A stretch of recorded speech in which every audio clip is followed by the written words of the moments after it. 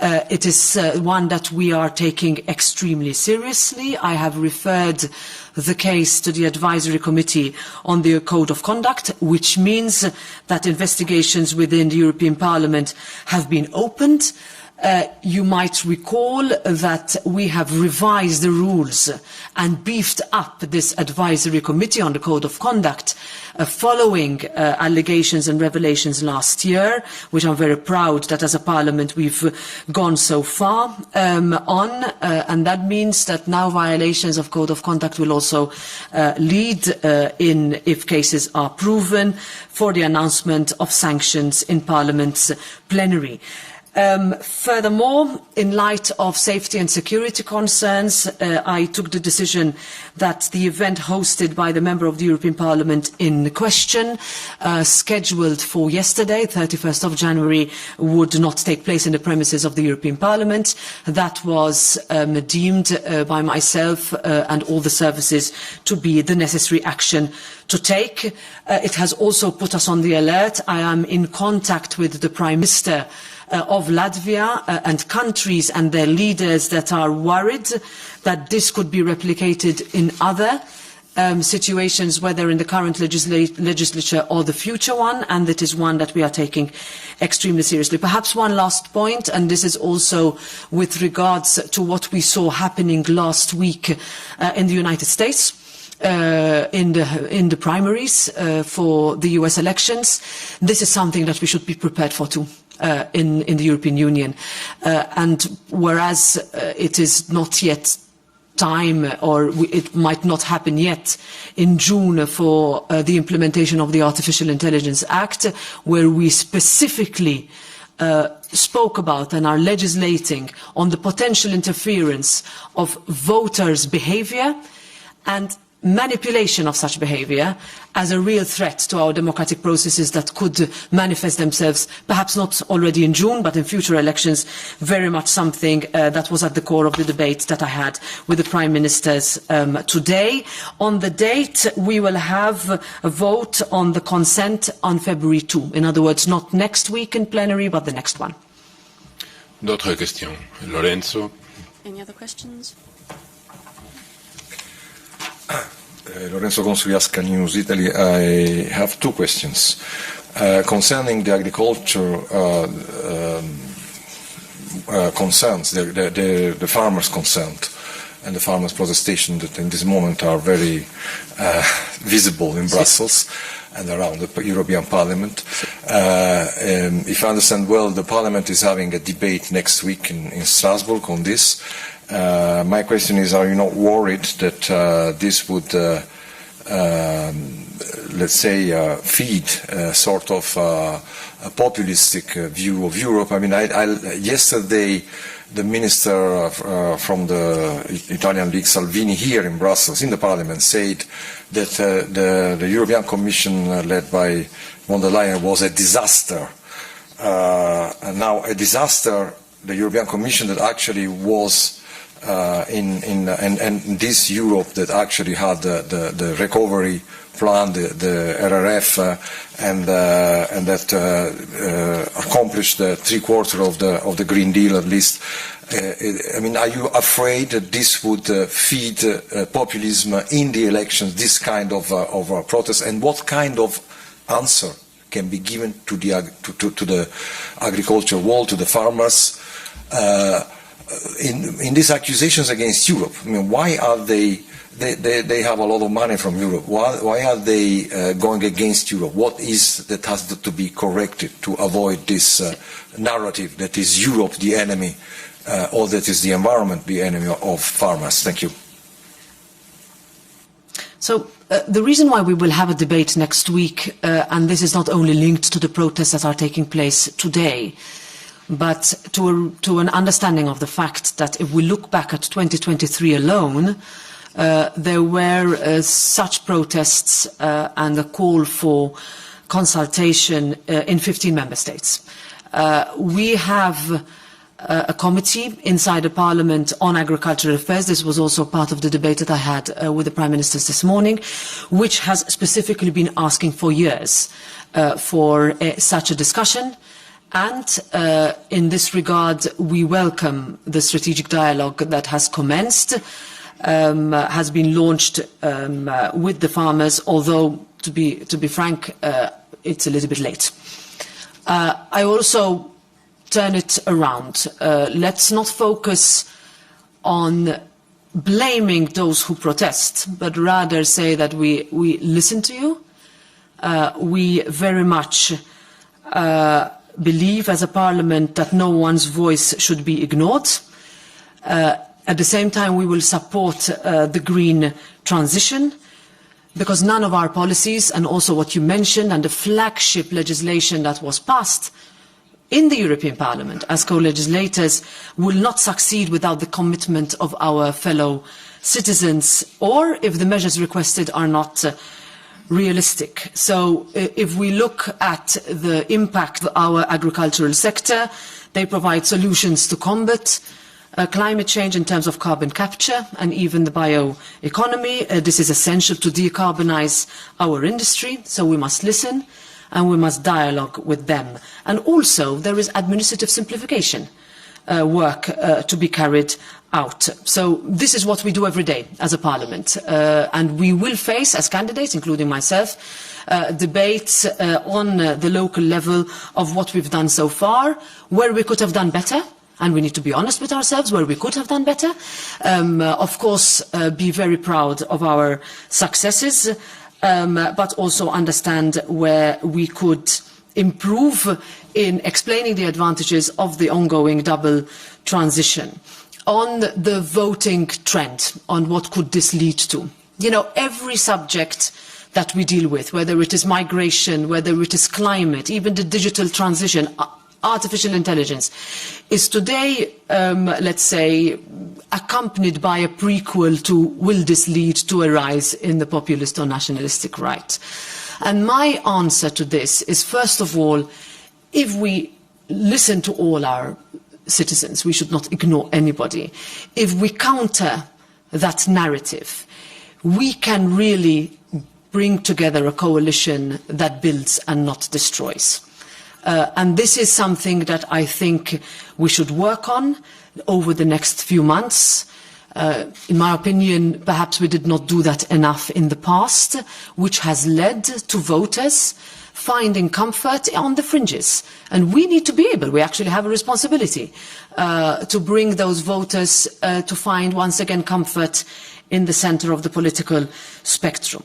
As regards a specific issue, and I would like to address it here and to continue on this trajectory of my, let's say, of the metaphor of building, not destroying, I would say that irrespective of what I've just said, what we have seen today on the Place de Luxembourg, with the destruction of a historic monument, statues of workers, is very difficult for us to counter and to be able to bring to the discussion, even with the most understandable of grievances. So my appeal would be to use one's voice to vote in June and not destroy.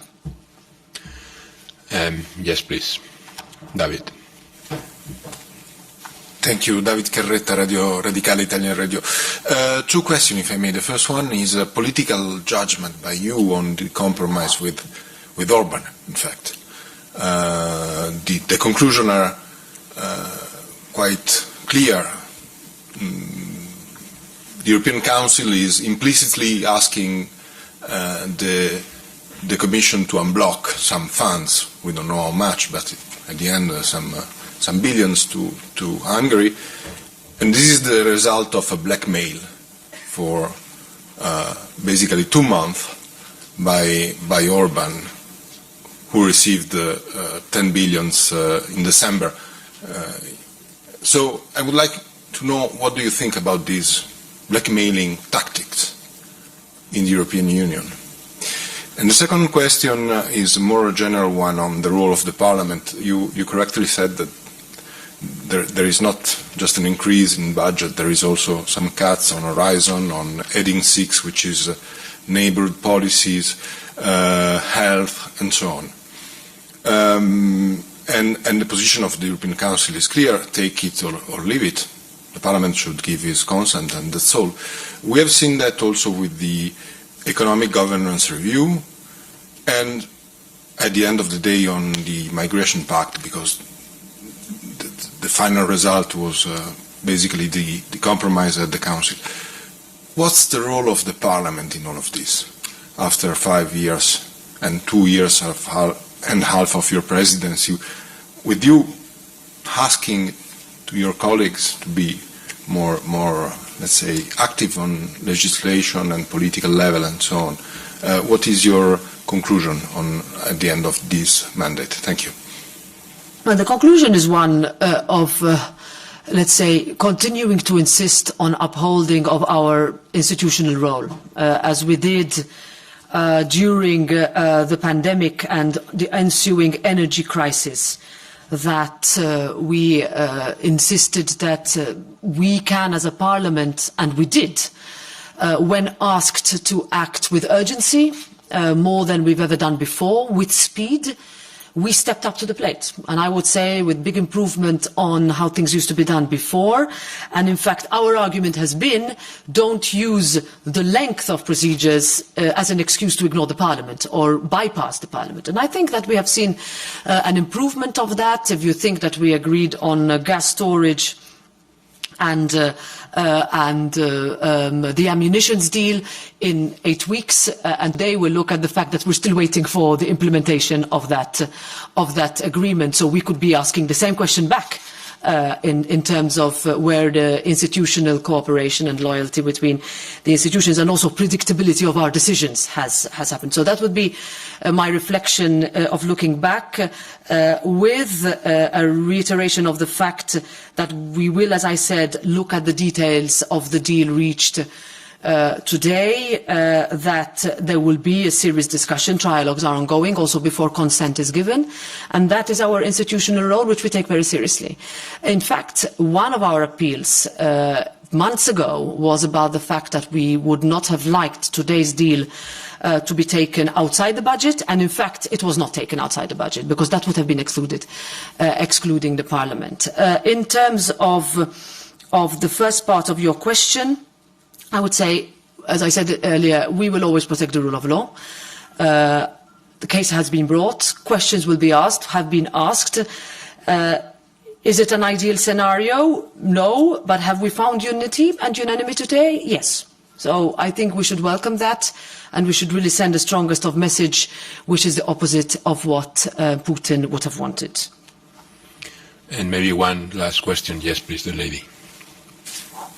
Thank you. Lisa O'Carroll from The Guardian.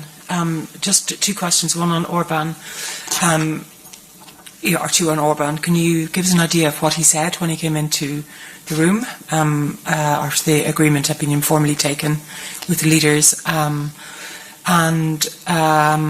Secondly, just to pick up on David's question, do you understand that this addition on conditionality, this extra paragraph, is about something to give to Orban, or is it just something to remind Orban that there are effective sanctions against him on future blackmail, etc.? And then the second question is about farming.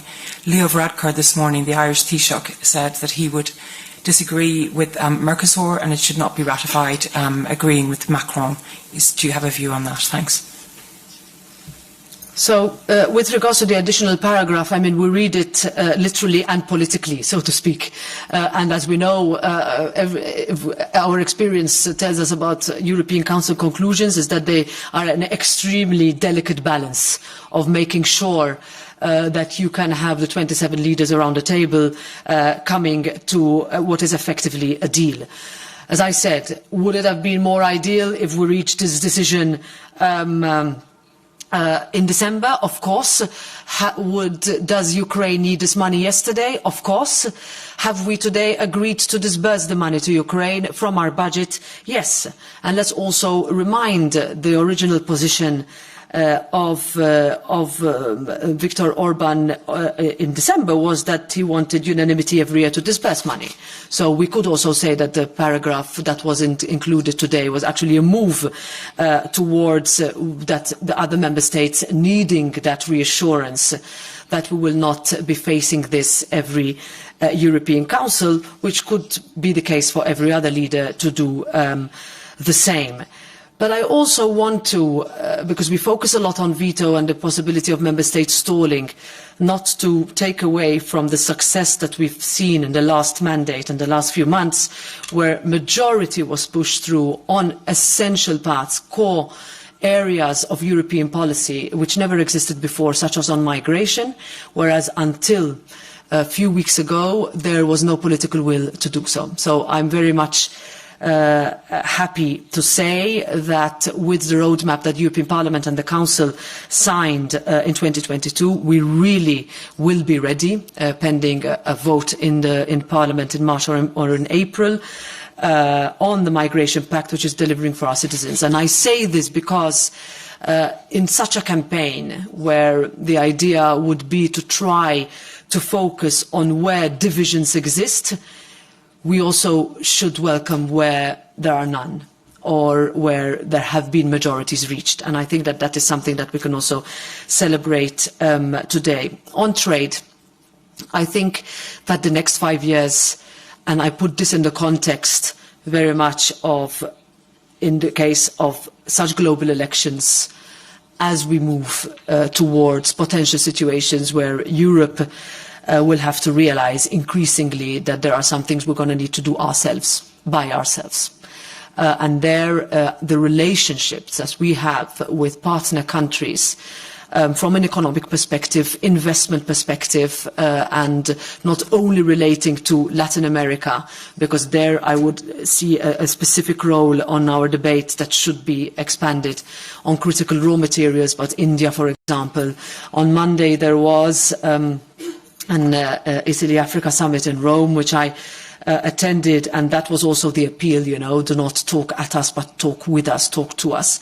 So I think we should, and I heard what the Taoiseach said, and it's something that we will continue to discuss with him, that we need to also bring this into how we are going to retain our competitiveness, how we're going to discuss with our sectors that feel that they will be directly hit by any deals with third countries or partnerships across. But at the end of the day, trade remains one of our most important tools that we need to continue to work on. And to go even further, if you think about the length of time that it has taken on CETA, an agreement with Australia, on New Zealand, I think we should also look at our processes with gratitude, actually, to Executive Vice President Valdis Dombrovskis and his team, and also with a constructive attitude from the Parliament that we can find agreement rather than not, because the next 5 years will be crucial in this regard. Thank you very much.